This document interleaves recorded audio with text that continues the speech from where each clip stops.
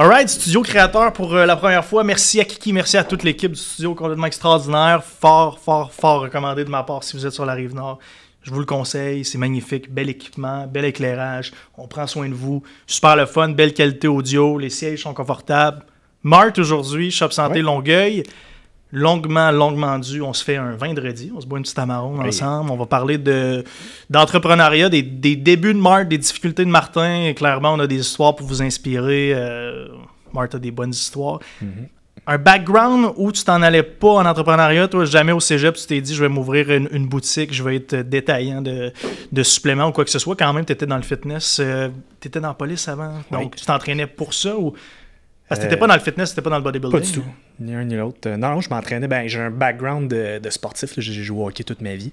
Mais non, la première idée, c'était la police, comme tu l'as dit. Mais par contre, tu sais, t'as dit pas d'idée de gestion de boutique, mais non, je m'en allais dans la gestion même au niveau policier. La gestion a toujours été quelque chose qui m'intéressait. Fait que ce soit policier ou que ce soit de la gestion de n'importe quoi, c'était sûr que je m'orientais là-dedans. Là. Mais non, on s'en allait pas vendre des suppléments au cégep pour pas en tout. C'était pas l'idée. Fait que tu rentres dans la police. Oui. Puis on finit par aboutir à un shop santé. Oui. D'ailleurs, j'ouvre une parenthèse. Aujourd'hui, on ne parlera pas vraiment de la business des suppléments ou quoi que ce soit. Comme je disais à Marthe, je peux pas vraiment rentrer là-dedans. Donc, qu'est-ce qu'on va faire? C'est vraiment juste parler de l'histoire à Martin et vous inspirer à travers ça, dans ses histoires, dans son parcours. Parce que je pense qu'on a tous et chacun nos parcours, nos défis. Mais Martin, il y en a un particulier intéressant. Tu es une des seules personnes que je connais qui est allée dans les forces policières ou qui était pompier, ambulancier, puis qui a switché vers l'entrepreneuriat. Donc, c'est vraiment intéressant. Puis, tu sais, la police, pour toi, moi, étant un de tes bons chums, je le sais, c'était quelque chose qui me tenait cher à cœur. C'est quelque chose qui tu croyais allait être ta carrière, ta vie. Finalement, du jour au lendemain, pour X, Y raison, libre à toi d'en parler ou pas, pourquoi le feu s'éteint, là, finalement? Le feu s'est jamais vraiment éteint. J'ai été obligé d'éteindre le feu.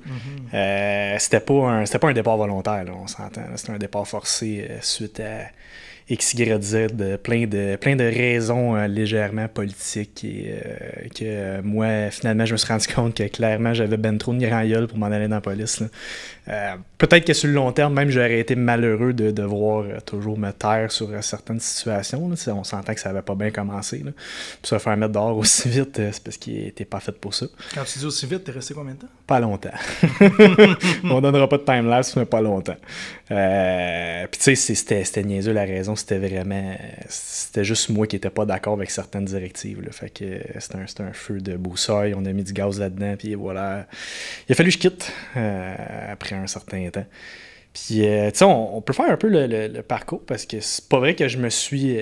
tu sais, un coup que c'était terminé, la police, évidemment, j'ai réessayé. J'ai réessayé à tellement de places, mais le problème de ce parcours-là, c'est qu'à l'époque où est-ce que moi j'étais, il y avait tellement un énorme bassin de candidats, l'offre était tellement grande pour la job et la demande était extrêmement faible. Tu sais, la loi de l'offre et de la demande, là, ça marche même au niveau des emplois. Oh, oui, sans aucun doute.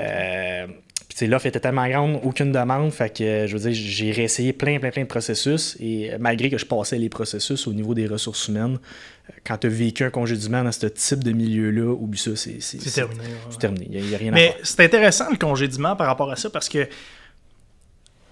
du moins au meilleur de mes connaissances, puis avec tous les contacts que j'ai dans le monde entrepreneurial, je trouve souvent que les bons entrepreneurs ont souvent été de très mauvais employés ou étaient toujours en confrontation avec l'autorité. Puis tu sais, moi, ça a été le même cas. J'ai fait 10 ans de restauration.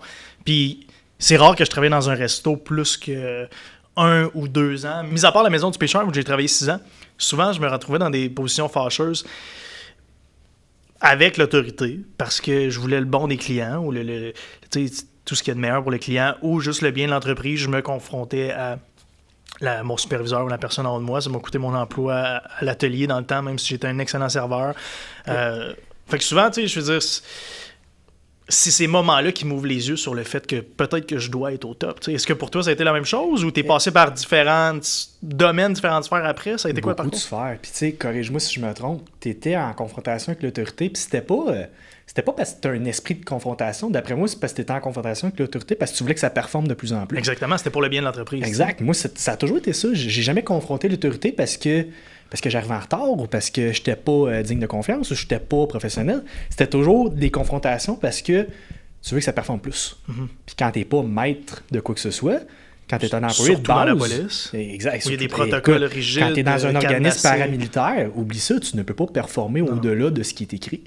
Mais ça a toujours été de même. Peu importe les emplois, j'ai toujours voulu performer un peu plus. Puis les seules places que ça a vraiment bien été, c'est des places qui me laissaient libre parce qu'ils avaient compris mon type de personnalité. Que moi, fallait que tu m'en laisses large.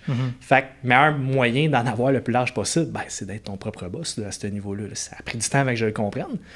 Après la police, écoute, j'ai pas arrêté là. J'ai fait des jobs. Tu sais, faut que tu te dises une affaire, mettons dans la hiérarchie de la sécurité. Là, j'étais dans la police, puis j'étais allé faire des jobs d'agent de sécurité après. Ça fait mal. Là. Au niveau de l'orgueil, là, tu rentres de reculons. C'est comme tu joues dans NHL, puis du jour au lendemain. Tu te ramasses dans l'américaine, puis peut-être même dans l'East Coast. Là. Ouais, t'es dans l'East Coast plus que dans l'américaine. Là, c'est ça. C'est pas. Tu rentres là de reculons, puis ça te tente pas, puis t'as une attitude de cul. Puis t'es moins payé. Puis... Exact. Puis en tout cas, bref, il n'y a rien de positif. Tu vois les policiers passer, puis t'es comme. Exactement. J'étais là il y a 2 semaines. Ouais. Exact. Fait que c'est ça, j'ai enchaîné ce type de job-là. Puis souvent, le monde qui me croise aujourd'hui, les gens ont juste notre image présente. C'est toujours le success story. Puis, toi, même affaire. On te voit en ce moment, le gars roule avec son char, tout va bien. Même affaire pour moi, le monde me voit tout sourire, tout va bien. Il y a ses fins de semaine, il est en bateau. Puis, ouf! Ouh là, que ça n'a pas toujours été ça. Là. Je veux dire, des jours, soir, nuit, là, j'en ai fait pendant des années. J'avais des jobs où est-ce que les seules heures étaient disponibles. C'était les samedis, dimanches, les fins de semaine. Fait que je faisais 18h le samedi, 18h le dimanche. J'en ai fait plein de ça. Fait que, puis j'en ai enchaîné plusieurs, comme je te disais, des types de jobs. J'en ai fait plusieurs. À un moment donné, j'en ai eu une très bonne où est-ce qu'on m'a laissé quand même assez libre. Puis même à un certain point, on m'a donné un titre de directeur parce que je pense qu'ils se sont comme rendus compte qu'il n'y avait pas vraiment le choix. Là. Fait que là, au moins, tu peux faire tes propres décisions et tu les assumes si tu te plantes. Mais ça, j'ai pas de problème avec ça. Puis malheureusement, c'était une job à contrat. Puis à un certain point, cette entreprise-là n'avait plus de contrat. Fait qu'il fallait que encore une fois, il fallait que je me démerde. Puis il n'y avait aucune chance que je retourne au niveau de la sécurité. Là. Been there, done that. Là. J'ai fait ces affaires-là. Fait que c'est à ce moment-là que l'entrepreneurial m'appelait depuis longtemps, mais je suis pas un gars qui aime ça tant que ça, prendre des risques. C'est pour ça que le système de franchise, ça m'appelait. Mais je t'arrête 2 secondes pour la notion de risque, tu parles de risque. Ouais. Puis tu parles aussi du fait que tes jobs se sont vus couper, des contrats qui se sont vus finir par manque de travail, quoi que ce soit. Quand tu regardes le grand scheme of things, là, au niveau de l'emploi standard dans la société, puis le COVID a été une bonne preuve de ça, y a-tu réellement une sécurité même à avoir un emploi quelque part? Quand tu penses à ça, je comprends que c'est plus confortable, tu as un safety net, puis c'est plus facile, règle générale, tu peux avoir un taux horaire, tout dépendant du mode de vie que tu désires, je comprends que ça peut être la bonne façon de faire, mais si tu y vas risque versus risque entrepreneurial, puis tu compares juste cette métrique-là, est-ce que réellement dans le monde de l'emploi, il y a moins de risques qu'il y en a dans le monde entrepreneurial? Oui, mais à quel point? Je me pose la question parce que même si tu es comptable pendant 20 ans, si la business se fait vendre ou ferme, faute de revenus ou quoi que ce soit, tu perds quand même ton emploi. Là. Ouais, puis tous les emplois, c'est le même. Il y a peu d'emplois qui sont garantis à 100%, là, à part travailler dans le système de santé. Là, puis tu sais, c'est juste...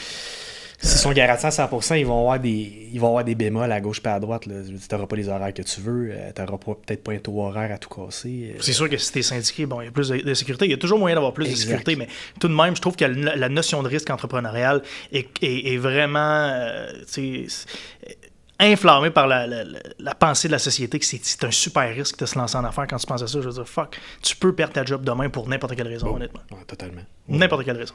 Fait que, Marthe, on fait la suite de ton parcours sans faire de promotion pour Shop Santé. Tu sais que je peux pas faire de promotion pour aucun de mes fournisseurs, clients, whatever, mais on veut connaître ton histoire quand même. On t'entends parler de Shop Santé. Nous autres, on s'est rencontrés à l'ouverture de Shop Santé Terrebonne. Si je ne m'abuse, j'ai cliqué tout de suite avec toi. J'ai dit, my God, ça, c'est le genre de gars avec qui je m'entends bien dans la vie. Même genre de passion, d'humour et tout et tout. Explique-nous le processus derrière tout ça, puis les risques que tu as pris, puis le processus de financement, ces choses-là. Parce que là, je veux dire, tu as perdu ton emploi en police il y a 2 ans ou presque à ce moment-là. Tu as fait de la sécurité à gauche, à droite. Ta vie est un peu un tourbillon, du moins ta vie professionnelle, excuse-moi. C'est quoi le mindset derrière ça? Là? Ma vie professionnelle est à chier, là, on va se le dire tout de suite. Le mindset, écoute, comme toute bonne idée, ça a commencé chaud dans un bar, d'après moi. Une idée de gars chaud. Quelqu'un qui me présente ça, puis qui me dit « Hey, tu devrais te partir ça, toi, tu serais bon là-dedans, puis c'est ton domaine. » Parce que à ce moment-là, je m'entraînais de manière sérieuse depuis les 3-4 dernières années, et j'ai toujours fait ça tout seul. Pour une raison quelconque ou juste... C'est remplacer le sport, parce que j'avais pas la liberté d'aller jouer au hockey, j'avais plus les horaires qui me permettaient de jouer au hockey. Fait que l'entraînement en salle, je veux dire, tu le places quand tu veux dans ta journée, puis ça se fait bien. Puis il y a moyen de se dépasser. Là. Exact, puis j'étais bon, j'aimais ça. Puis je suis extrêmement autodidacte, là. Je veux dire, j'ai toujours fait tout seul dans ce domaine-là. Fait que quelqu'un qui m'a présenté ça, puis mon Dieu, je connaissais pas ça. Fait que tu connaissais pas Shop Santé à ce moment-là? J'avais aucune idée c'est quoi? Il y avait 3 magasins, Laval, Terrebonne, Saint-Jérôme, j'avais jamais entendu parler de ça. Moi, je suis de la Rive-Sud. Fait que là, il me parle de ça, il me dit « dis-moi, je vais toujours à Terrebonne. » Parfait. Fait que à un moment donné, j'étais sur une job, de mon ancienne job, faut pas le dire. Pendant la job, j'arrête, je pense qu'il est 8 h le soir, j'arrête au Shop Santé, je rentre là-dedans. Et calvasse, moi je suis pas habitué à ce type de magasin-là pour des suppléments. Là. Moi, là, écoute, tu viens de frapper le Saint Graal, là. C'est de toute beauté, il y a du marbre blanc partout. Fait que Love Story, tu rentres en dedans. Solide, Love Story, ouais. Puis tu sais, bel accueil. Déjà, avoir un accueil dans un magasin de même, pas toujours évident. Là, super de bel accueil, tout est beau. Sors de là. Là, j'arrive à la maison, puis là, je commence à checker comme du bon. Fait que là, j'ai vraiment fouiné, ils sont à la recherche. Eux autres, c'est un système de franchise, c'est quelque chose qui m'intéresse au bout. Par contre, ils en ont juste 3. Fait on s'entend, moi, je prends un risque, là, parce que 3, c'est rien, c'est des pinottes. Fait que j'envoie un courriel aux personnes, puis je décris mon parcours, j'écris quel type de personne. À ce moment-là, je finissais des cours au HEC, autant en comptabilité qu'en gestion, puis j'avais quand même une bonne notion là-dedans. Comptabilité, j'ouvre une parenthèse, pour vrai, c'est selon moi la meilleure chose que vous pouvez faire en affaires au niveau de l'école, sans aucun doute. C'est vieux comme le monde, les concepts ne changent jamais, c'est important de connaître ses chiffres, d'être capable de discuter avec son comptable, de comprendre vos états financiers. J'ai fait comptabilité aussi au cégep, j'ai coulé fiscalité 2 une couple de fois, puis c'est drôle parce que je vais avoir bientôt sur mon podcast, mais mon CA actuel, c'est quelqu'un avec qui j'étudie au cégep. Fait que lui, il a vraiment comme la dynamique de Jules au cégep versus qui je suis en ce moment, puis c'est lui mon CA. Fait que tu sais, c'est super cool comme dynamique, mais j'ouvrais une parenthèse comme ça, là, je pense sincèrement que si vous êtes à l'école en comptabilité, vous êtes dans la meilleure position pour vous lancer en affaires. J'acquiesce dans plus le même que sens. n'importe quel autre. Marketing, finance. Finance, c'est intéressant, mais je veux dire, pour l'entrepreneuriat en soi, t'es bien mieux en comptabilité. Exact. Tu veux starter une business, effectivement, c'est la première affaire que tu devrais apprendre. 100%. Paye-toi un cours, autant dans le privé, va-t'en comme étudiant en libre, peu importe où, prends-toi des cours de comptabilité. Comptable, c'est incroyable. Je vous le recommande fortement. Comme tu dis, si tu n'as pas de connaissances en compta, va faire un certificat, va faire des cours dans un DEP, je ne sais pas, n'importe quoi, mais compta, c'est vraiment important. Exact. Puis tu sais, on parle de ça, puis moi je me rappelle, c'est l'année passée, il y avait du monde dans notre domaine qui recevait leurs états financiers, puis ils me demandaient comment les lire. Calvaire, t'as une business, t'as ton état financier, t'es censé être capable de le lire. Ça devrait être un acquis. Mais c'est vrai que ça prend quand même un cours pour lire ça comme du monde. Non, absolument. Fait que faites-les. Ça va être votre meilleur investissement niveau comptabilité. Puis quand t'es au courant de tes chiffres, tu sais exactement qu'est-ce qui rentre, qu'est-ce qui sort. C'est là-dessus. Puis pas juste ça, je pense que c'est comme dans n'importe quoi. Admettons, moi j'ai une bonne expertise en web puis en développement de sites web, etc.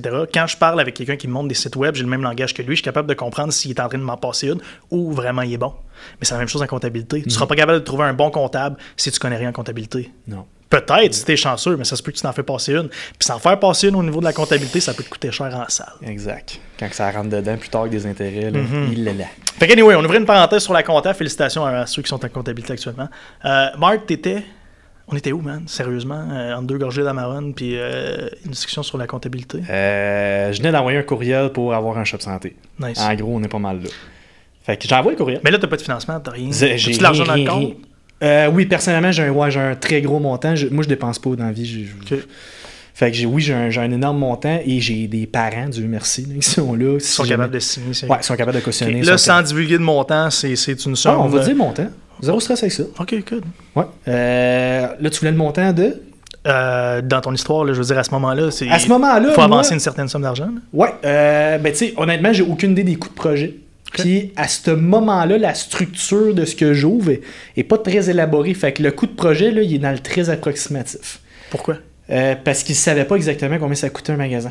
Pas encore. Non, c'était le 4e magasin. Fait exactement combien ça coûte, on est fait que t'as un ballpark de comme on plus ou moins 25 000. 50 000. 50 on est plus ou moins 50 000 dans notre chiffre. Sur ce bon match. Ouais, fait que, tu sais, moi, personnellement, heureusement, j'ai un condo, fait que je peux le cautionner avec ça. Worst case, ramasse le condo. C'est sûr. Pas super le fun, mais bon, au moins, ça te donne du poids à la banque, parce qu'on va en parler plus tard de ça. Fait que, mettons, si on met des chiffres, là, parce que le monde aime ça, tu mets, mettons, moi, personnellement, j'avais un 50 000 de lousse pour mettre là-dedans. 7h05, by the way, on va... Oui. Fait que... Il y a un couvre-feu. Colin, hein, on serait partis, nous autres. Qui t'aurait fait de l'overtime à soir, man? Fait que... Le go vient de te sauver une heure de job, là. Solide. Hey, en passant, je mets ça sur pause. Je remercie Kiki qui est à notre droite. D'ailleurs, man, on est complètement impoli. Va te prendre un verre de rouge. Tu veux-tu une coupe? Bah, écoute, moi, j'ai jamais dit non, mais écoute, ça peut rouler. On va en prendre après. OK. Mais sinon, on est au studio créateur, comme j'ai dit au début, extraordinaire, super cool avec Kiki. Si vous avez jamais fait de podcast, vous allez être super à l'aise. Si vous êtes expérimenté, vous allez triper. Donc, je vous le recommande. Et pour ceux qui nous écoutent sur Balados, on n'oublie pas, 5 étoiles, un commentaire écrit, ça m'aide beaucoup. Si vous écoutez sur Spotify, on s'abonne. Et à ceux qui partagent en story, je vous aime. Merci, Fist Pump et Mart. On est en ouverture de magasin. On est en financement. On recherche du financement. On veut du on veut des problèmes. Il faut qu'on rentre dans les problèmes, mon chum. 7h05, rentrons dans le tas de merde. Là. On rentre à la banque. Puis je m'en vais chercher un financement à la banque et j'ai rien. Je veux dire, à part un condo puis de l'argent à la banque, j'ai rien. Mon projet, il est vraiment vague. Fait qu'il faut que j'écrive premièrement comment ça s'appelle donc en comptabilité? Un plan d'affaires. Faut que j'écrive mon plan d'affaires. Faut que je fasse 3 scénarios pessimiste, réaliste, optimiste. On s'entend, mais je sais comment le faire, je viens juste de l'apprendre à l'école. Exact. Heureusement, je suis capable de monter ça comme du monde puis que ça a l'air crédible à la banque. Si c'était pas le cas... Ça vaut de l'or, by the way, parce que la seule affaire qui importe à un banquier, c'est si tu connais tes chiffres. Ouais. Genre, il s'en fout si tu connais ton projet, parce que lui, il connaît pas ton projet, puis il connaît pas ton industrie, à moins que tu es chanceux. Si tu connais tes chiffres, ils sont capables de parler ce langage-là, donc encore une fois, thumbs up à comptabilité. Et le banquier avec qui je faisais affaire, clairement, ne croyait pas à mon projet. C'est pas grave. Et à plusieurs moments, je savais que dans sa tête, je me plantais. Même quand il est venu faire une visite du magasin 2-3 semaines avant qu'on ouvre, puis une attitude, mon gars, une attitude de merde, une attitude comme si j'étais un tas de merde. Oh, ouais. Puis, horrible. J'avais pas une bonne relation avec, mais pas en tout. Heureusement, bon, j'ai eu le financement, cautionné, écoute, jusqu'aux oreilles. Là, je veux dire, tout ce que je possédais était cautionné. Fait que si je me plantais, partais avec tout. T'as pas le choix. Je veux dire, ça fait partie de la game. Ben, je pense qu'au début, t'as pas le choix. Honnêtement, même down the road, j'ai fait un épisode là-dessus. Première année, je pense qu'on avait, je me souviens plus combien, je me souviens plus exactement, autour de 5,35 première année. Fait que moi, je me dis, je suis le roi du monde, je veux une marge de crédit, je ne demande pas grand-chose, je demande 50 000, fait que je fais le tour des banques Scotia, je vais voir Scotia, la fille arrive de moi, je vais Desjardins avec qui je suis, ils veulent rien savoir, tu sais, fait que c'est tout le temps ça, là, je veux dire, à moins que tu aies un solide 2 ans profitable, parce que le monde pense que c'est comme, ça fait 2 ans que je suis en affaires, je suis pas supposé cautionner rien, non. Ça te prend 2 années solides, avec des bénéfices non répartis qui sont là, en croissance, qui sont présents dans le business, ça se peut que ça te prenne 10 ans, là. Ben, le fameux 5 ans que tout le monde entend, là, ça prend 5 ans avant que tu fasses de l'argent, là. Il est pas payé vrai. Au net, là, il est quand même assez vrai. Ben, écoute, tout dépendant de... Avant que tu enlèves tes cautionnements, que tes prêts soient légèrement vidés, 5 ans, là, il est assez réaliste. Tout ça pour dire que le mythe qu'après 2 ans, là, tu vas être libéré de toute responsabilité au niveau du financement, oubliez ça. Zéro. Anyway, ton prêt il est cautionné jusqu'à la dernière scène. Fait que, puis non seulement j'ai cautionné tout, j'ai impliqué mes parents là-dedans, il n'y avait pas le choix. Hey, ça, c'est quelque chose pareil. Hein? Faut que tu aies une bonne relation avec un peu avec tes parents, faut que tes parents croient en toi. Faut qu'ils croient en toi. Heureusement. Il faut pas qu'ils te mettent de pression parce que t'es fait. Zéro, ils n'ont jamais fait ça. Mais tout était parfait. Ils ont signé. Les autres, je savais qu'ils pouvaient me backer. Fait que je ne leur ai jamais vraiment demandé une scène, mais au moins, ils ont signé. Good for you, man. Pour ça, c'est bien. Fait que là, tu ouvres ton magasin. Ouais. Je suppose que c'est la même chose que la file à ronde. Oui. Ça rush en dedans, let's go. Exact. 175 clients par jour. C'est quoi l'histoire? La première journée. Ah, OK. Oui, la première journée, hallucinant. Écoute, line-up à la grandeur du building, t'embrailles tellement que tu dis, waouh, on vient de frapper le jackpot. Le lendemain, le néant, le désert du Sahara, t'aurais jamais vu ça. La première semaine, le désert. Écoute, tu sais, on parle de peut-être des journées de 10 clients, des affaires comme ça. C'est fatigant, ça. Hey, je suis ouvert 11 heures de temps et je suis là 11 heures de temps parce que nos magasins ont 69 heures d'ouverture et on s'entend que je venais d'ouvrir, je n'avais pas une scène pour payer un employé. Ouais, donc, exact. c'est qui couvrait les 69? C'est moi. Tu veux pas que le cautionnement de ton père et ta mère commence à payer des staffs? Oublie hein? ça, non, ça. Puis ça, je veux dire, ça, là-dessus, au niveau éthique familial, on est des travailleurs, fait qu'il n'y avait aucune chance que je le fasse. Non, mais il devait savoir. Fait que le aussi. 69 heures, je l'ai fait pendant 6 mois, un petit peu plus que 6 mois. Quand même. Ouais. Puis, Après, t'es passé de 69 à 62, genre. Ouais, exact. Ouais, Ouais, c'est pas comme je me suis libéré. 69 à 32. 69 à 62. À 62, je trouvais que j'avais une vie, j'avais mon dimanche. Fait que, non, fait que, tu sais, on parle, au début, écoute, la traversée du désert, moi, je l'ai vécu dans le magasin, le désert, ça avait pas de sens. C'est des 1 heure ou 2, pas de clients. Ouais. Puis des 1 heure ou 2, que ce que, tu sais, je veux dire, t'as beau frotter, le magasin, il est propre en calvaire. là. Ouais, c'est parce qu'à un moment donné, t'es limité dans ce que tu peux faire. Puis tu peux rien faire. Tu peux pas sortir dehors, aller chercher du monde. Donc, la seule affaire que tu peux faire, c'est d'attendre, d'espérer, puis de donner le meilleur quand une personne rentre. À chaque fois que quelqu'un rentre, tu lui donnes ton tout. Exact, Exactement. tu donnes tout, tu t'essaies de pas te planter parce que Dieu sait qu'ils sont tous précieux. Ils sont encore tous précieux. Exact. Au début, c'est encore un petit peu plus. Et vient la fameuse journée du 5 mai 2018. Oups, c'est bol. Je m'en rappellerai. Je me coule toujours. un demi-verre là-dessus. Oh, Le ouais, 5 puis mai 2018. Elle va mériter plusieurs gorgées. Ok. Euh, Tu me passes ton verre? oui, dans le magasin, cette journée-là, j'ai eu un seul client. Et le client, je m'en rappellerai toujours, m'a retourné 4 articles de l'équipement sportif qui n'était pas de la bonne grandeur. Donc, un retour de 229 et L'équipement quelque chose. sportif, tu as ouvert un décathlon ou Ouais, c'est non, un- mais les ceintures Rice. Ok. 4 ceintures Rice. Dans le fond, Non, man. parce que, puis Ouais. écoute, la raison... C'est ton seul client de la journée? Le seul client de la journée. Puis écoute, attends la raison. Il pensait, parce que tu sais, on avait notre promo d'ouverture, 25% et tout, mais l'équipement sportif, c'était limité à 15%. Ok. Et lui me ramène les 4 ceintures avec sa facture en me disant je pensais que c'était 25%, 15% c'est pas assez, fait que je veux me faire rembourser au complet. Oh, non. Incroyable. Mon seul client de la journée. 229 et quelques de retour. Ah. Arrivé à la fin de la journée. Monéris devait battre triper, man. Ben écoute, ça c'était encore plus Qui drôle. j'ai signé? On savait C'est même qui? pas si l'argent pouvait aller de l'autre bord chez Monéris. Ok. C'est une Moi, première, même ton rap était comme Chris, On j'ai savait jamais vécu pas. ça, man. Tu sais, les magasins, personne n'avait connu ça. Ouais. Fait que là, ben écoute, je confirme, l'argent peut aller de l'autre bord chez Monéris. Wow. Tu peux shipper de l'argent de Ils te font ton un compte. dépôt, genre. Non, c'est pas Toi, vrai. ils te font un retrait. Ils te font un retrait. Excuse. T'as des retraits selon ton paiement. Wow. Fait que j'avais un retrait de Nice. Monéris cette journée-là. Moins Wow. 229$. Puis tu sais, je l'avais pas, le 229$. On était à une époque que 229$, pour moi, c'était énorme. Là. Ah ouais. Ouais, Ah, ouais, ça, non, c'est j'étais à plate. côté. Écoute, on parle de mes prêts sont loadés. Ma carte de crédit business est loadée à 22 000. Ma marge de crédit business est loadée à 9 995, c'est 10 000 le max. Ma carte de crédit personnelle est loadée à 20 000, sa limite c'est 21. Quelque chose en même. Fait que tu sais, je ne l'ai pas, là, ce 229$-là. Hey, j'en ai tellement d'histoires dans le même. On man. était, Faut que j'en exact, raconte plus. On est allé le moi. gruger. Fait que ça, écoute, paye journée de l'histoire d'un retail. Écoute, c'est. Si quelqu'un épique. en a des payes que ça, pour vrai, venez m'en jaser, ça va me faire du bien. Mais tu sais, Mais- d'encore être capable de rentrer le lendemain matin avec le sourire puis l'espoir que ça va se passer puis que je vais donc bien. Tu sais, une clientèle de retail, ça prend du temps à bâtir. Mais quand t'as une journée de même, c'est un nest punch dans le gut, man. tu sais. J'ai pas tant de souvenirs de quand j'étais arrivé le soir, là, mais tu sais, c'est sûr que ça doit pas être terrible. Tu sais, la personne qui m'accueillait à la maison le soir, mon ex dans ce temps-là, je veux dire, je devais pas être de bonne humeur. Là. Ouais. Moi, j'étais allé me coucher puis ça a fini là. Fait que c'est que tout ça, ça en est un, là, je veux dire, une journée de retail. Puis, Ouais, tu sais, c'est fatigant. ça a été long, ce magasin-là. Il a pas été facile, le magasin de Longueuil. Ouais. Ça a été long, tu le sais, tu sais, on Ouais, s'en est parlé ouais. plein de fois. Mais tu sais, j'ai été quand même. C'est intéressant parce que j'ai beaucoup de contexte avec toi où j'ai été. Nous autres, on est chums depuis le début de ton magasin. Fait que c'est le fun. J'ai vu la progression entrepreneuriale, mais aussi au niveau personnel. Tu sais, comment ça t'affecte. C'est sûr que là, je vois que t'es tellement bien. Puis, tu sais, t'es tellement mieux. Mais avant, t'étais tout le temps sur le gun, tout le temps stressé, tout le temps ci. Puis en même temps, je comprends. Je veux dire, je suis passé par là moi aussi. Puis j'ai eu mes moments. Mais ça fait partie du processus, man. Ouais. Puis il y en a qui vont être plus chanceux que d'autres. Il y en a qui vont se partir une bise, man. Puis Ça va comme vite. Exact. tout explose. Il y a des unicorns, mais comme il n'y en a pas beaucoup. là. Il n'y en a pas beaucoup. Puis l'affaire, c'est que quand on regarde sur Instagram, tout ce qu'on voit, c'est ça. C'est du succès, puis des unicorns, puis des startups qui fonctionnent. Ou du moins, c'est qu'est-ce qu'on nous présente. Parce que, tu sais, je veux dire... Tout le monde n'expose juste leur page couverture. Oui. Jamais tu aurais fait un post sur Instagram à ce moment-là, quand ça se passait pour dire il y a une journée où j'ai été moins 239. Puis là, tu arrives, 4-5 ans down the road, quand tu commences à avoir du succès, là, tu la sors ta fameuse journée, un peu comme moi j'ai fait. Non où, seulement, je passe mon temps à faire. Non seulement pas de post négatif, mais n'importe qui est rentré, n'importe qui me le demandait, autant ma famille, mes amis, je disais que ça allait super bien. Ben, t'as pas le choix. Mais quand tu demandes à un entrepreneur comment ça va, tout le monde va dire ça va bien. Parce qu'au moment où il dit que ça va mal, c'est parce que ça va mal. Ça va très très mal. On est sur le bord de la faillite.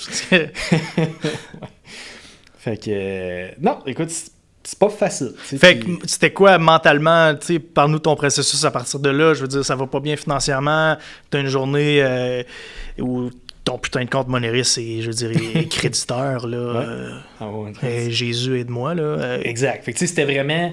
On grattait et c'est là que mes connaissances en gestion de portefeuille, en gestion de fonds ont vraiment été utiles. Je veux dire, tu laisses écouler de l'inventaire pour payer des comptes. C'est peut-être pas nécessairement la meilleure stratégie au niveau d'un commerce de détail, mais quand t'as pas le choix, t'as pas le choix. Fait qu'est-ce que tu faisais? Tu discountes des affaires pour non, mais rentrer je du laissais cash? écouler mon inventaire. Je veux dire, je recommandais pas. OK. Si mettons, j'avais 12 produits X, j'en vendais 10. Tu penses que j'en recommandais 10? Tu laisses la tablette vide à un moment. Tu laisses ça à 2. Je comprends. Faut que tu payes des comptes. Ouais. Puis, parlant de compte, là, tu arrives à une journée où est-ce que... Dans le commercial, Hydro-Québec prend un dépôt. Le dépôt dépend vraiment de ta superficie. Et chez nous, le dépôt était de 3000. Et je n'étais pas au courant de ce dépôt-là. Moi, j'avais jamais entendu parler de ça. Puis, Gaz métro aussi, d'habitude? Moi, heureusement, je n'ai pas. OK. Non, je vais être encore plus dans c'est un autre, ça. Fait que, à un moment donné, j'avais pas reçu ma clé de Poste Canada dans le casier commun. Fait que le facteur de Poste Canada vient me voir et me dit « Ah, c'est parce que ta case est sur le bord d'éclater. Tu veux-tu venir chercher ton courrier? » Genre, ben oui, je n'étais même pas au courant que j'avais une case. Je veux dire. Ça fait 1 mois et demi, je suis ouvert, j'ai pas eu de clé. Mais on va chercher ça. Commence à décortiquer les lettres. Hydro-Québec. Je l'ouvre. Facture à payer, 3000 $. Et la date, je suis déjà en retard. Puis là, à ce moment-là, 229, c'est rough. Attends, là, on est à 3000. Hey. Ouais. Fait que là, la date... Manger du gâteau dans un bout, toi, là. Non? Oui. 2 jours plus tard. Il faut que je donne mon dépôt de 3000 2 jours plus tard. Et dans le commercial, j'ai eu ma strike 1, 2, 3 était déjà passée. Dans le commercial, ils vont te couper. Il n'y a personne qui vit là. Fait qu'ils vont couper ton courant. Ah non, mais le gars débarque, il coupe automatique. J'avais 2 jours. Rien à foutre, là. Fait que 2 jours. Le commercial, c'est rough, man. C'est pas le résidentiel où tu pognes avec la régie du logement. T'as pas de famille qui est là. Fuck that, ils vont te couper, c'est sûr. Fait que le peu d'argent que j'avais dans mon compte, le 3000 que j'avais de lousse, il était allé à Hydro-Québec. Puis là, ben, t'appelles des fournisseurs. Excuse, capable de donner un délai pour cette facture-là parce que X, Y, Z raison. Mais tu sais, en biz, je pense que t'as pas le choix au début d'être capable de. Puis ça, man, c'est pas tout le monde qui est capable. Puis ça a été une de mes forces au début. Tu demanderais à Max là, le genre de call que j'ai été capable de faire au début quand j'avais pas grand-chose. Je me souviens de m'en donner, man, je devais. C'était pas grand-chose. Je devais devoir 8000 à mon fournisseur. 8000, OK? Beaucoup, tu me dis ça aujourd'hui, là, c'est des peanuts. J'y devais 8000, je dormais pas la nuit. Je me souviens d'avoir lu le livre Shoe Dog de Nike, l'histoire de Nike. Puis lui, de m'avoir vraiment inspiré, mais je te dis, je dormais pas parce que je devais 8000 à quelqu'un, mes cartes de crédit étaient loadées, j'avais plus de place, je savais pas comment j'allais le payer. Première chose que j'ai faite en me levant le matin, j'ai pogné le téléphone, j'ai dit « Salut X, écoute, ça marche pas, je suis pas capable de te payer, qu'est-ce qu'on peut faire, on peut se travailler ensemble, ça va bien, si j'ai pas d'argent dans le compte, à un moment donné, je vais finir par en avoir. » Je skippais des payes, j'avais pas de paye pour être capable de le payer. Tu sais, c'est ça la game, c'est ça l'entrepreneuriat, c'est ça, c'est normal. Tu sais, mais d'avoir les couilles, d'être capable de faire ces calls-là, ça n'en dit long sur un entrepreneur ou pas. Puis tu sais, en ce moment, tu l'as vu, on fait un concours Scratch and Win. Ouais. On a eu énormément de difficultés parce que notre Scratch, il est dans un cello de plastique FDA approved, un plastique qui est très dur à avoir, puis c'est pas tout le monde qui est capable de faire du cello de même. Ça veut dire que ça me prend un fournisseur d'étiquette qui envoie ça à quelqu'un qui est capable de faire du scellant, puis après ça, qui me le renvoie à moi, puis on a des délais de fou. Puis il y avait 1 semaine de retard sur sa livraison, puis là, il m'en envoie chaque jour, puis je me souviens qu'il m'a appelé hier, il dit « Écoute, je te fais un crédit sur ta facture. » Il dit « Je m'excuse, ça me fait de la peine, je sais, c'est de ma faute, mais j'ai chié ça, mon fournisseur a chié ça, mais je prends le blâme. » Puis tu sais, juste le fait qu'il m'appelle pour me le dire, j'étais même plus en crise. Il m'a complètement désamorcé. J'étais juste quelqu'un moi qui a les couilles de m'appeler puis de me dire qu'il a chié ça, puis que c'est de sa faute. Sérieux, man, je suis capable de le laisser passer. Effectivement. Ouais. Puis c'est la même chose à tous les niveaux. Si t'es capable de. Puis on est dans une génération que plus personne ne prend le téléphone. Non. Notre génération a peur d'appeler quelqu'un. Ouais. Littéralement. Ouais, ça marche. Puis en affaires, si t'es capable d'appeler des gens puis d'avoir des conversations difficiles, tu vas avoir du succès. T'as déjà un edge sur la. T'as un gros edge sur le port de la population. Ouais. Nos jours. Ouais. Puis je me rappelle mon plancher en époxy du magasin. Je pense que 6 mois plus tard, il n'était pas payé. Puis le gars, il m'avait toujours dit prends ton temps. Là. Il dit je sais c'est quoi commencer. Il dit prends ton temps. Et je le remets tu penses aujourd'hui? Ben, c'est ça. 6 000 $ de plancher, je pense que j'ai payé 7-8 mois plus tard. Pas le choix. Qu'est-ce que tu veux faire? Mais tu sais, t'en parles un peu. Mais c'est une bonne leçon sur la puissance d'un appel. Ouais, un parcours horrible pour aujourd'hui en parler, puis justement, écoute, ça fait partie de la game. T'as pas le choix à un certain point. Tu vas passer par là, tu vas clairement grandir. Là, on a tous grandi par rapport à ça. Puis ça t'amène où est-ce que t'es. Puis, admettons, parce que là, écoute, il est 7h20 qui? Parce que là, ma montre, je suis pas sûr. 7h15. Il nous reste un genre de 15-20 minutes. Marthe, si on fait un... Tu sais, admettons, là, tu serais capable... Moi, j'aime pas ça reculer trop loin. Tu sais, j'aime ça rester quand même proche du timeline parce que je pense que quand on essaie de reculer puis de se dire... Tu sais, t'entends souvent la phrase « Si tu pouvais donner un conseil au jeune Julien ou au jeune Martin, qu'est-ce que tu ferais? » Le jeune Julien m'écouterait pas, whatever. Je m'en fous de ce que je veux dire au jeune Julien parce que ce gars-là avait tellement été dur, il m'aurait jamais écouté. Sauf que le Julien qui s'est lancé en affaires dans Believe, dans cette deuxième compagnie, quand il s'avait déjà planté une fois avant, lui, il m'aurait écouté. Puis, qu'est-ce que je lui aurais dit à cette personne-là? Donc, qu'est-ce que tu aurais dit à Martin qui savait déjà échoué dans la police, qui, dans sa carrière, était perdu, il commençait son shop santé. Qu'est-ce que le Martin d'aujourd'hui disait au Martin de shop santé quand il a commencé? Un conseil. Ou deux, whatever. Mais n'importe quoi qui te passe par la tête que tu dirais à ce Martin-là. Je suis pas capable de dire un mot en particulier parce qu'un peu comme toi, j'avais une tête de cochon, c'était terrible. Mais ça serait vraiment la... Tu sais, c'est l'espèce de mentalité que mon père m'a toujours inculpé. T'sais.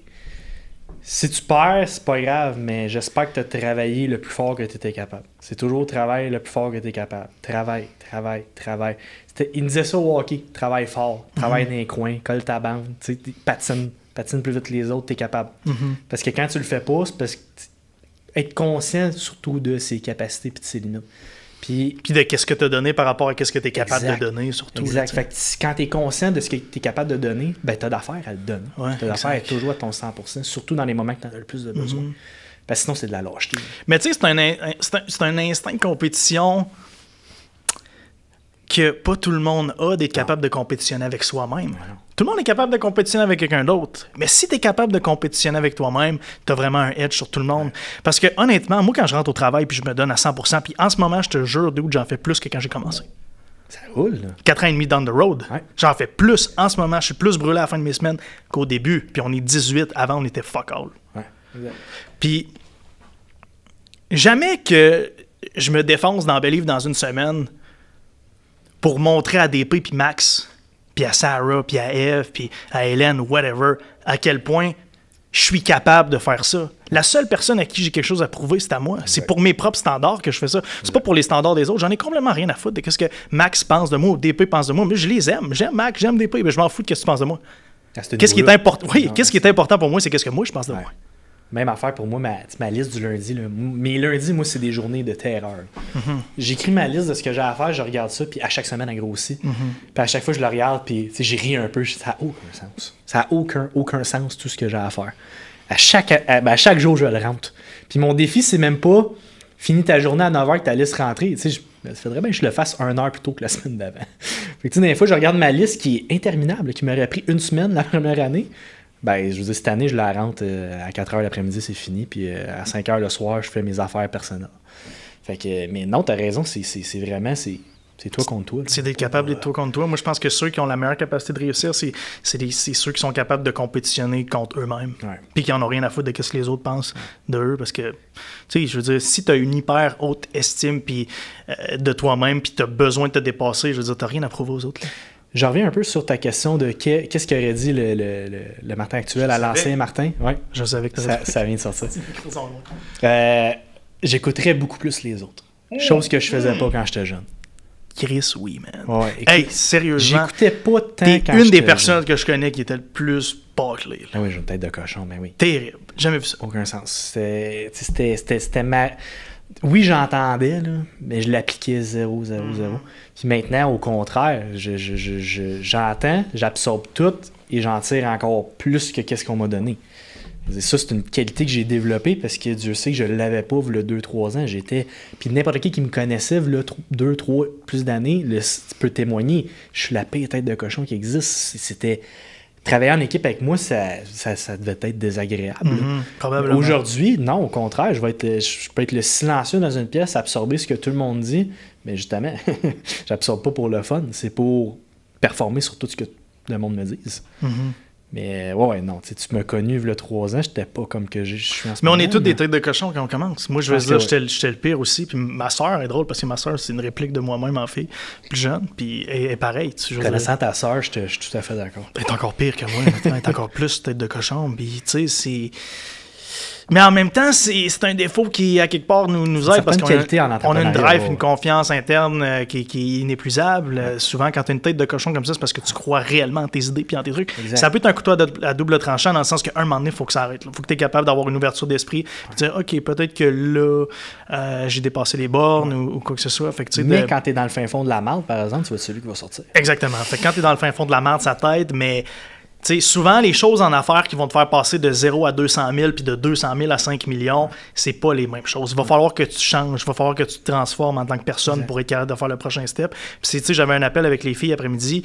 J'ai les filles, qu'est-ce qui nous a fait passer de 0 à 7 millions? C'est pas qu'est-ce qui va nous faire passer de 7 à 14. Ça veut dire que là, il va falloir que tous en équipe, on change, on s'adapte, on évolue, on apprend à travailler ensemble, puis on arrête d'être tête de cochon avec nos idées puis nos affaires, puis qu'on arrête d'entremêler les fils, puis qu'on démêle les filles, les fils, et non les filles, excusez-moi.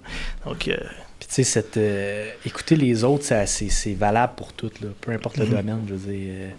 Que tu sois un employé, un syndiqué, un boss, écouter tes employés, écouter en haut, écouter de gauche pas à droite, écouter en haut, en bas. L'écoute. Écouter. J'ai fait un épisode là-dessus, c'est écoutes-tu vraiment ou écoutes-tu réellement? Ah non, les gens écoutent pas. Allez écouter ça, personne n'écoute. D'où des meetings en affaires que je vois, là, je suis assis à table, on est 4, admettons, là. Puis je vois le monde se parler, mais ils se parlent pas réellement parce que et pendant qu'il y en a un qui parle, l'autre fait juste se craquer comme tu craques un swing au tennis. Genre. Il écoute pas. Il regarde pas la balle. Tout ce qu'il fait, c'est craquer son élan, craquer son swing. Il écoute même pas ce que l'autre dit. Il attend juste que l'autre termine de parler pour commencer à parler. Souvent, c'est ce que je vois. Puis tu sais, c'est quoi le pire? On disait que j'étais une tête de cochon. J'ai 90 heures de communication au cégep. Ça veut dire quoi? J'ai 90 heures de cours de communication au cégep. À quel point j'ai pas écouté dans ces cours-là. Le cégep. Qui écoute au cégep? Tu sais, ouais, mais tu sais, j'ai quand même toutes les notions. Je peux t'expliquer la communication d'une personne. Là, à ce moment, il y a une mode, là, la synergologie. C'est la grosse affaire. Là, l'étude du paraverbal puis du non-verbal. Je veux dire, j'apprenais ça, j'avais 18 à 20 ans. Je suis tout au courant de ça. Mais je ne pas appliquer. Mais écoute, l'écoute, c'est... L'écoute, c'est le mot de la fin, tout simplement. Je veux dire, si tu es capable d'écouter, tu vas aller loin dans la vie. Ouais. Mais écoutez réellement, parce que... Écoutez pour vrai. Là. La plupart des gens qui avec tes yeux et avec tes oreilles. La plupart des gens qui posent une question ont déjà une réponse en tête. Tu te poses des questions, sois prêt à entendre toutes les réponses possibles. Sois prêt à ce que les réponses ne soient peut-être pas en tout ce que tu avais pensé non plus. Puis obstine-toi pas avec ça. Écoute, réfléchis à ça. Pense-y. Prends 2-3 jours peut-être avant de donner une réponse. Ça, c'est une affaire que je fais avant que je faisais pas non plus. Je donne pas de réponse sur l'instantané parce que je me connais. Ma personnalité, l'instantané, bouille. Puis, tu sais, je t'ai déjà envoyé des screenshots de des affaires que je réponds à du monde dans l'instantané. En écriture, je suis rough. Man, j'ai fait des affaires, moi aussi, en écriture. En écriture, je suis rough. Oh my God, en email, là, tu me pognes d'une mauvaise journée puis tu m'annonces une mauvaise nouvelle, ça se peut que ça goes out. Là. J'ai fait des niaiseries là, par email. Honnêtement, j'ai fait des choses que je regrette par email, sans aucun doute. Puis maintenant, souvent, qu'est-ce que je vais faire, c'est que je vais taper mon email puis je vais le drafter, je l'envoie pas. Puis après ça, je retourne dans mon draft, je suis comme j'étais pas dans un bon mood. Un truc que moi je le fais maintenant pratiquement de manière automatique. Mettons, je reçois quelque chose qui me met en tabarnak. Ouais, ça arrive souvent en business en passant. Là. Ben oui, c'est du up and down. Quand t'as un volume pas pire, là, ça arrive tout le temps. Tu sais, je veux dire, mettons, on met un magasin de retail de suppléments, tu as 100 clients dans ta journée, tu reçois à peu près 90 boîtes de commandes. Là, tu t'ouvres ton sel entre tout ça, puis il y a quelque chose qui chie à quelque part. Écoute, t'écris. Master, je pèse pas sur le scène. Je le relis le lendemain. T'es bon, man. Il faut faire ça. Non, écoute, tu peux pas peser sur scène. Premièrement, je vais chier ma relation avec ce fournisseur-là. Et étant dans un système de franchise, je vais pas chier ma relation seulement, je vais chier la relation de tout le monde avec ce fournisseur-là. Et ce n'est pas aux 21 autres magasins à payer pour ma stupidité. C'est vrai, dans un système de franchise comme ça, vous avez toute l'air d'une marde. Exact. S'il y en a un qui a fait une connerie à quelque part, ça va se répercuter chez vous. Exact. Bon, il y a cette conscience-là qui embarque aussi. Fait que Mart, c'était le mot de la fin, 7h30, couvre-feu déjà à 8. Kiki, mon boy ici, on va lui laisser le temps de fermer le studio. Magnifique studio créateur, encore une fois, je vous recommande fortement. Merci à ceux qui nous supportent. Si vous voulez suivre Mart, c'est Martin Gendron sur Instagram. M.Gendron1. Ici, bon, il n'y avait rien disponible dans le Martin Gendron quand on a un nom standard québécois. Si vous écoutez sur Balado, 5 étoiles, un commentaire écrit, s'il vous plaît. Si vous aimez le podcast, ça me rend fier service, ça aide à la distribution du podcast sur les différentes plateformes.